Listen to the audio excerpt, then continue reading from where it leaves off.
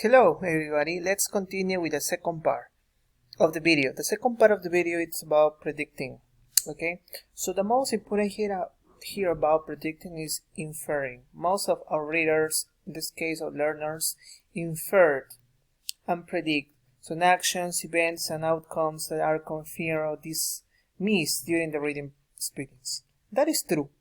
Okay, so the most important about predicting is the main idea inferred.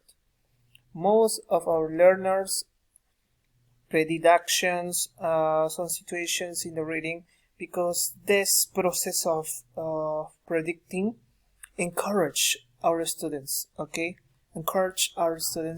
about the critical thinking and solving skills exercises. This is the most important about it, because after they read, of course, they will have an idea about this reading and maybe a possible solution to solve the situation of the problem, or maybe keep a critical opinion about this, taking account the reality according to the society or city, in this case Tacna, because most of this they have some messages and some relationship with our reality sometimes.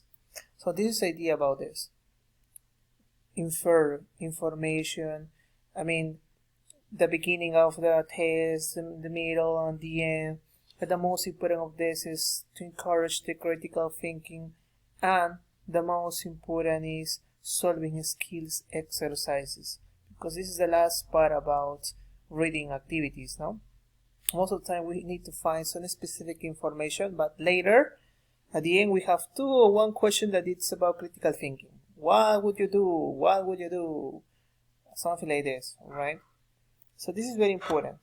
And also here we see some strategies and steps for you how to predict. Review the front and the back of the book, that is true. The content, the chapter names, that is true.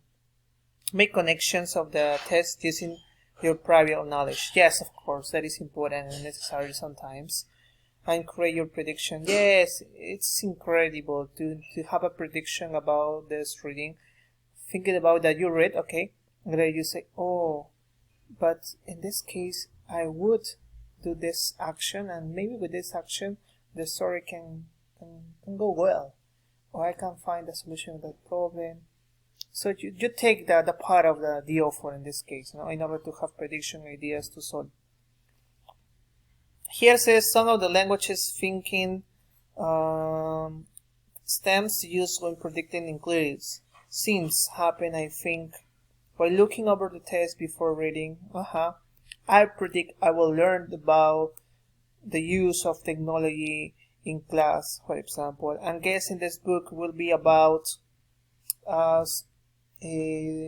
reading techniques. That is good, eh? You can apply this for your reading lessons when you start your professional practice, before a reading exercise. So I can show a picture of a farmer, and I can say, what do you think? Predict, please. Well, actually, you don't have to say predict now. You have to say, okay, what do you think will be the topic of the test? Teacher, will be the farmer, will be some animals forms, for example. Yes, of course. Okay.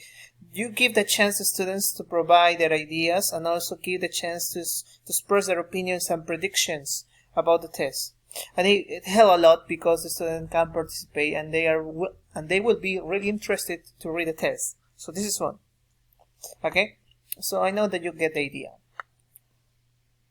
Looking for crazy devices. This is important because most of the time they are called linking words. So they are important and necessary because they will give you our chance to understand much better the reading. Yes. So most of the time we have some connectors and discourse markers and transitional words that they are really necessary for us, because most of the time we do not pay attention to this. And seriously, they are the most important in a reading test or in an exercise, in a book, and everything in English, because the connectors give us a chance to understand the test. Indeed, that is true. So in this case, we will tell you some important facts about this. Let's see. There are more examples of quest devices. Here, for example, to show similarity, we have and, also to, similarity, and equally. Well, there are some words that we already know. If you don't know, please be familiar with this. Try to make many sentences as possible to understand the use of this. Okay, it's important. The most important about this is not just reading as I am doing right now, but in your case, as you're learning, you have to make a lot of sentences using these words in order to help you to understand them. If you want to introduce an item on a series, you can use first, then, in the first place, in the second place, in addition, finally. So there are connectors. And the connectors help us not only in reading skills, in writing skills. When we want to write an essay or letter, it's important to use the connectors because it gives the chance to the reader who's gonna read it, of course, will understand much clearly. Okay, that is the idea. Don't forget, if you don't know these words, please make a lot of sentences applying this, or write a lot. It will help you, okay? Especially this time that you have to stay at home. There are so many resources and strategies who can help you in order to correct your mistakes you have when you're writing and reading, of course. I will tell you later if you're interested in, and you have to tell me, okay? So let's continue. Let's start here. We have to compare, but however, by comparison, meanwhile, in contracts, you know, some of them are informal and formal. For emphasizing, you can use the question devices such as in fact, certainly, absolutely, obviously, definitely. Yes, as I told you, the linking words are really important for reading because they give the chance to understand the text, indeed, to make it much clearly as possible. Because our students, especially, they need to know this in order to improve their vocabulary and their knowledge in English and using of connectors. Here says, what are the different types of connection? Connection is the grammatical and lexical linking within a text or sentence that holds text together, gives. Yes, of course. As I told you one more time, the linking words are really important because it gives the meaning, the message of the text. Without them, we cannot understand anything. And here we have some example. Grammatical cohesion. It's about the structural content, and lexical cohesion that is based on lexical content, background knowledge. That is true, that is true, that is true. Let's continue. Give me a second. Guessing the meaning of vocabulary from the context. Here, let's practice about it. Here it says, let's read something. Let's apply, I want to apply scanning. Let's see. Confronting the test, language learners may be stuck by storage of vocabulary inventory and thus being able to understand what tests are about. The first thing that a learner does to understand a difficult word is to look it up using Nearest Dictionary. There are, however, techniques learners may use the meaning, such as vocabulary items. One of these techniques is guessing the meaning from the text. That is true.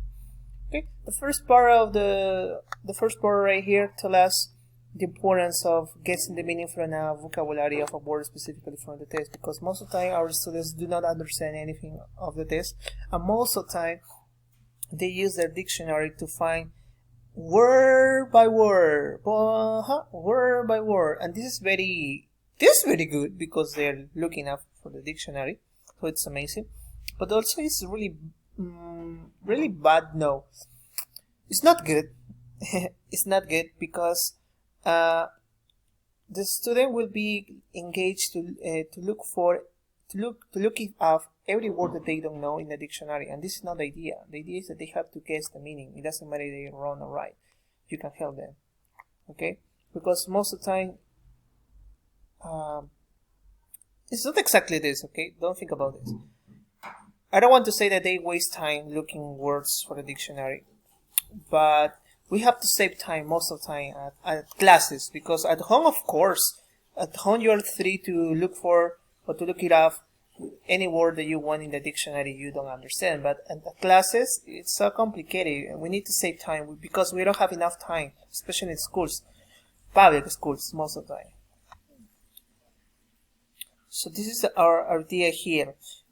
Something very important is guessing from context refers to the ability to infer the meaning of expression using contextual clues.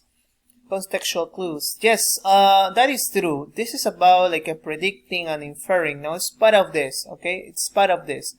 We are learning more things. We finished with, let me see, to understand.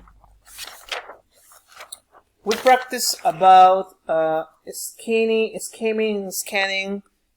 intensive reading, extensive reading, and predicting.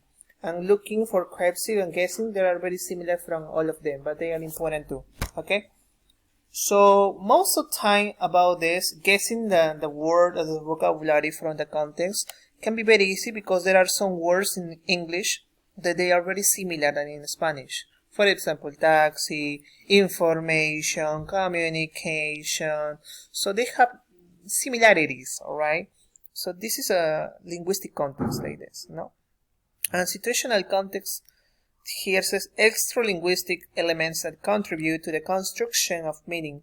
This may involve background knowledge of the subject. Yeah, that is true. Yes, but as I told you, this is very important because we need to focus on our students, no?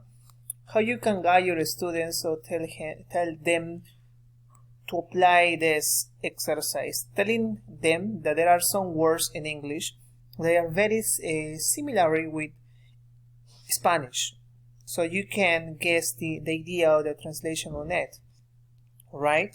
Because most of the time our students use translation technique to understand everything, but the most important idea will be to think in English, but this is very difficult to get, but we can do it.